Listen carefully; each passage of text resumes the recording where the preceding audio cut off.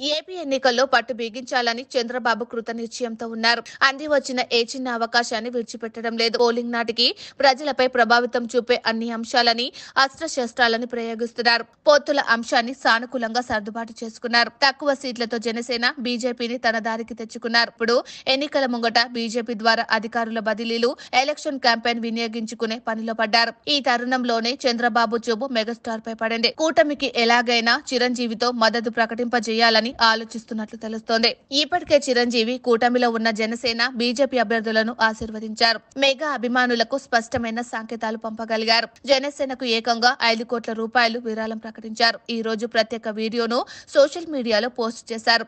పీఠాపురంలో పవన్ కళ్యాణ్ ఎన్నుకోవాలని ప్రజలకు పిలుపునిచ్చారు.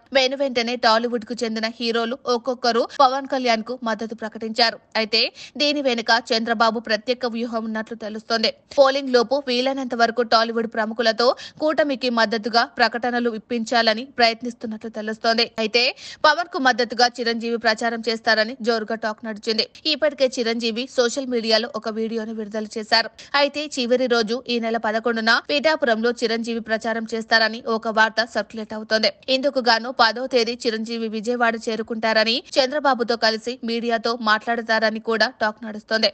తర్వాత అదే రోజు విజయవాడలో నారా రోహిత్ నటించిన ప్రతినిధి 2 సినిమాను వీక్షిస్తారని కూడా తెలుస్తోంది. 11న అక్కడి నుంచి నేరుగా పిఠాపురం ప్రచారానికి వెళ్తారని కూడా ప్రచారం జరుగుతోంది. అయితే ఇదంతా చంద్రబాబు స్కెచ్ లో భాగంగా జరుగుతుందన్నది ప్రాధాన్యత సంతరించుకుంది.